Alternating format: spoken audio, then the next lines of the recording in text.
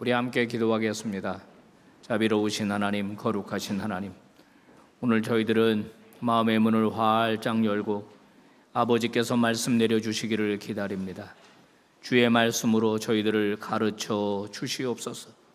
말씀 듣고 깨닫게 하시고, 깨달은 말씀이 내 생각을 바꾸고 내 삶을 바꾸고 또 내 인생을 바꾸도록 나를 허용하는 종들 되게 하옵소서. 우리 안에 말씀 충만하게 하옵소서. 예수님 이름으로 기도 올리옵나이다. 아멘. 자, 오늘은요, 작아 보이지만 큰 나라라는 제목 말씀 증거하겠습니다. 봄이 되었습니다. 새봄이 되면은 대청소도 하고 여러 가지 일을 할 텐데, 특별히 이제 이 모종을 심거나 씨를 심는 분들이 계시는 것 같습니다. 그런 분들 계시죠? 우리가 보통 이제 씨를 심을 때는 기대하는 게 있습니다. 이 씨가 자라서 저렇게 풍성한 푸송기가 되기를 바란다, 이런 게 있죠. 저는 이제 농사를 지어본 경험이 별로 없어서 이제 인터넷에 찾아보니까 주로 봄에는 배추도 심고 부추도 심고 대파도 심고 상추도 심고 그런다 그래요. 여러분 잘 자라면 좀 가져오시기를 바랍니다. 오늘 본문에도 이제 씨에 대한 이야기가 나오는데, 겨자씨, 우리는 좀 생소합니다. 잘 못 보던 씨예요. 언젠가 예루살렘에 그 성지순례 다녀온 분이 그걸 좀 가지고 와서 저한테 선물 준 적이 있습니다. 정말 제가 보니까 정말 이게 작은 씨앗입니다. 이게 심으면 나겠어? 그 정도로 작은 씨앗이 바로 겨자씨이더라고요. 사전에 찾아보니까 겨자씨는 그 당시 이스라엘의 흔한 것이었고, 배추과에 속하는 거고 1년생 또는 2년생 풀에 속하는데, 생장력이 대단해서 자라기 시작하면은 1m, 2m까지 된다고 그래요. 그래서 어떤 유대인들은 마당에다가 심기도 한다고 하는 겁니다. 처음에는 작은 씨였는데 이게 반드시 싹을 틔우고 그리고 크게 성장하게 된다는 거거든요. 또 오늘 본문에는 누룩의 비유가 나옵니다. 주부들이 다 알고 있는 내용이죠. 농부들이 다 알고 있는 내용입니다. 밀가루 반죽에다가 누룩을 집어넣게 되면 이 누룩이 시간이 지나면서 반죽을 전부 다 부풀게 한다는 겁니다. 예수님이 겨자씨와 이 누룩의 비유를 통해서 우리에게 하나님의 나라에 대해서 지금 가르쳐 주시는 거예요. 자, 오늘 성경의 교훈은 무엇일까요? 크게 세 가지입니다. 첫 번째는 의도성을 가지고 우리가 삶 속에서 복음적인 삶을 살라고 하는 겁니다. 오늘 성경은 이 겨자씨가 우연히 바람을 타고 날아와서 떨어진 게 아니라는 거예요. 뭐죠? 주인이 의도적으로 자기 밭에 갖다가 심었다는 거예요. 우연히 밀가루 반죽이 부푼 게 아니고 주부가 의도적으로 부풀게 할 목적으로 누룩을 거기다 집어넣었다는 거예요. 의도성입니다. 의도성과 관련된 재미있는 이야기가 있죠. 고려 공민왕 시절에 그 당시 우리나라 백성들은 추위에 굉장히 노출이 돼서 따뜻하게 몸을 보호할 게 별로 없었다는 거예요. 목화솜이 없었어요. 근데 문익점 선생이 이제 이 중국 원나라로 이제 아마 유학인가 뭔가를 갔던 모양인데, 보니까 중국에는 이 목화라는 게 있는 거예요. 이 목화솜을 가지고 이불도 해서 덮고 옷도 해서 입으니까 겨울에 굉장히 따뜻하게 지낼 수 있는 거죠. 근데 우리나라 백성은 추위에 막 헐벗고 있으니까 이거 어떻게 하면 좋겠는가? 근데 이제 중국이 이거를 엄격하게 이 반출을 금했다는 거예요. 그래서 갓에다가 넣고 들어오다가 걸려서 곤욕을 치르고, 집신에다가 숨겨갖고 들어오다가 또 국경에서 걸려가지고 또 감옥살이도 하고, 근데 결국 붓 뚜껑에다가 씨 딱 3개를 숨겨가지고 들어왔다는 겁니다. 경남 산청이 고향이었던 모양인데 장인 어른과 함께 기도하는 마음으로 씨를 심었는데, 하나는 아예 싹이 나지를 않았고, 두 번째는 싹이 났는데 금방 시들어서 죽어버렸고, 마지막 하나가 이제 자라게 되었고, 거기서 종자를 받아가지고 또 불렸는데 10년 안에 이 목화 재배가 우리나라에 아주 퍼지게 되어서 추운 겨울을 따뜻하게 지낼 수 있었다는 거예요.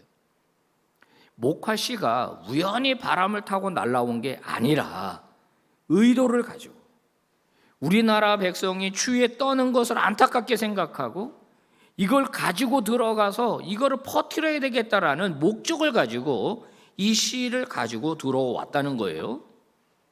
여러분, 예수님께서 우리에게 복음을 전해 주실 때는 분명한 의도가 있습니다. 하나님의 피조물인 인간이 사탄의 수하에 들어가 가지고 사탄이 다스리는 대로 미워하고 서로 질투하고 싸우고 뺏고 이런 삶을 사는 것을 안타깝게 여기시고 우리 인간을 구원하기 위해서 의도적으로 예수님이 하늘을 버리고 이 땅에 오신 거예요. 의도적으로 인간이 되신 거예요. 의도적으로 우리에게 복음을 주시면서 복음을 퍼뜨리라고 하신 거예요. 바로 예수님에게는 분명한 의도성이 있었다는 거예요. 여러분, 마찬가지입니다. 예수를 구주로 섬기는 저와 여러분의 인생은 아주 분명하게 그 의도적인 삶을 살아야 되는 거예요. 의도적. 무슨 의도입니까? 나를 통해서 이 복음이 누군가에게 전달되어야 되겠다라고 하는 의도를 가지고 살아야 한다는 거예요. 여러분의 가정에 복음을 모르는 사람들이 있습니까? 그분에게 어떻게든지 복음을 전해야 되겠다는 의도를 여러분 우리 가져야 합니다. 여러분 직장 속에 들어갈 때 내일 출근하실 때 그냥 출근하지 마시고 내가 내 직장 속에서 어떻게든지 복음의 영향력을 드러내겠다라고 하는 의도성을 가지고 가셔야 돼요. 아직도 부모님이 예수를 모르십니까? 여러분의 자녀들이 아직도 복음을 받아들이지 않았습니까? 의도성을 가지고 이것을 어떻게 해야 할까를 고민하며 하나님께 지혜를 구하기를 주의 이름으로 축복합니다. 예수님이 그렇게 하셨듯이 우리도 분명한 의도와 목적을 가지고 누군가를 전도해야 되겠다. 내가 반드시 그분에게 복음을 전해야 되겠다. 이런 중심을 갖는 믿음의 종들 되시기를 바랍니다. 두 번째 교훈은 전하고 나서 확장될 것을 기대하라는 거예요. 자, 작은 겨자씨가 큰 나무로 확장이 되었습니다. 외연적 변화죠. 작은 누룩이 밀가루 반죽 전체를 부풀게 했습니다. 내면의 변화죠. 이런 변화, 확장성을 기대하라는 것입니다. 1885년 4월 5일 인천 제물포항으로 2명의 외국 선교사가 들어왔습니다. 우리가 잘 아는 장로교회 언더우드, 감리교회 아펜젤로입니다. 당시 20대입니다. 20대 청년들이었어요. 이분들은 이 복음을 가지고 조선을 변화시키겠다라고 하는 그런 의도를 가지고 이 땅에 들어왔거든요. 자, 130년 정도 지났습니다. 어떻게 됐습니까? 엄청나게 확장되지 않았습니까? 작은 씨처럼 보였던 복음이 점차 평양에 신학교가 세워지고 그 신학교가 오늘날 장로의 신학교가 되고 그 다음에 총신이 되고 더 많은 신학교들이 생겼죠. 처음 시작했던 그 정동감리교회, 그 다음에 또 어느 교회입니까? 우리 교단의 그 교회들 처음에 한 개 교회 생겼다가 지금은 엄청나게 확장이 됐죠. 그들이 20대 청년이었던 저분들이 그때 아마 이 정도로 한국 교회가 성장할 거라고 생각했을까요? 아마 못했을 거라고 봅니다. 여러분 마찬가지예요. 우리가 시작은 미미합니다. 그런데 이 미미한 것이 반드시 하나님이 함께 하실 때 놀랍도록 확장될 것을 믿으시기를 바랍니다. 여러분, 우리에게는 그런 사명이 있는 거예요. 아직도 퇴계원에는 복음을 모르는 사람들이 많습니다. 이 나라에는 아직도 복음을 모르는 사람들이 많습니다. 아직도 세계 열방 어느 종족들 가운데는 복음이 전달되지 않고 교회가 없는 곳들이 많이 있습니다. 이것을 위해서 우리는 더 집중하고 더 헌신해서 해가지고 내 자신을 통해서 우리 교회를 통해서, 우리 민족을 통해서 이 하나님 나라 복음이 더 확장될 수 있기를 바랍니다. 세 번째 교훈은 무엇입니까? 변화를 이루어내라는 거예요. 자, 겨자 씨는 어떤 변화입니까? 씨가 나무가 됐습니다. 누룩은 어떤 변화를 이뤄냈습니까? 전부 부풀게 했습니다. 자, 예수님은 고작 12명에게 복음을 전했습니다. 그러면 그때 당시를 생각해 보십시다. 팔레스타인, 이스라엘이라고 하는 유다 나라, 유대교라고 하는 이 박해 속에 기독교가 있었습니다. 그들은 다 촌구석 출신입니다. 달랑 12명입니다. 무슨 변화를 이뤄낼 수 있을까 생각했을 겁니다. 그렇지 않습니까? 큰 로마 제국의 이 입장에서 한번 봅시다. 저 팔레스타인 변방의 작은 나라입니다. 그리고 이 예루살렘이라고 하는 것은 아주 작은 도시입니다. 그 로마 제국이라고 하는 엄청난 위세 앞에 과연 이 기독교가, 이 복음이 변화를 이뤄낼 수 있을까? 이뤄냈죠. 2000년이 지난 오늘 엄청난 변화가 일어났죠. 개인의 삶의 변화가 일어났습니다. 가정의 변화가 일어났어요. 어떤 공동체인가, 민족의 변화들이 일어났습니다. 복잡하게 생각할 게 없이 여러분 자신을 한번 돌이켜 보시기 바랍니다. 저는 초등학교도 들어가지 않을 무렵에 집 앞에 개척된 작은 교회에 첫 등록한 주일학교 학생이었습니다. 위로 누님과 밑에 남동생 처음으로 교회를 다녔습니다. 그 동네에서. 그런데 그 복음이 우리 삼남매의 인생을, 우리 가정을 이렇게 바꾸어 놓을 거라고 상상도 못했습니다. 제가 31살에 다니던 회사를 그만두고 하나님의 부름을 받아 하나님의 종이 되기로 했을 때 그 결정이 저를 이렇게 변화시킬 거라고 저는 상상도 하지 못했습니다. 여러분 마찬가지입니다. 여러분 아마 그런 간증들이 다 있으실 겁니다. 여러분 안에 이 십자가 복음이 여러분의 삶을 바꾸고 여러분의 운명을 바꾸고 또 소위 우리 복음의 능력, 이 팔자를 바꾸는 능력이 여러분 삶에 임하기를 바랍니다. 그리고 여러분을 통해서 또 다른 변화들이 확장되고 확장되기를 바랍니다. 오늘 교훈이 무엇입니까? 너가 구원받았으니, 네가 변화됐으니까 감사해라. 여기에 그치면 안 되는 거고 계속 변화시키기를 원하는 하나님의 역사에 동참하는 게 중요합니다. 나만 변화되고 끝나는 게 아니라 이 변화가 확산되도록 하는 것이 매우 중요합니다. 여러분 그 마음을 가지고 살아가기를 바랍니다. 이번에 제가 말레이시아 다녀왔습니다. 큰 은혜가 있었습니다. 물론 자동차도 고장이 나고 어려움도 있었습니다만은 하나님 나라 복음을 10개 강의로 만들었고 선교사님에게 보냈습니다. 선교사님이 번역을 했고 그 번역된 말레이 말을 현지 목사님이 한 번 더 검토를 해줬습니다. 그 한글 파일이 다시 저에게 왔고 그거를 우리 이순호 장로님께 부탁을 해서 책으로 만들었습니다. 그래서 모두 70권을 제가 들고 갔는데 엄청나게 무겁더라고요.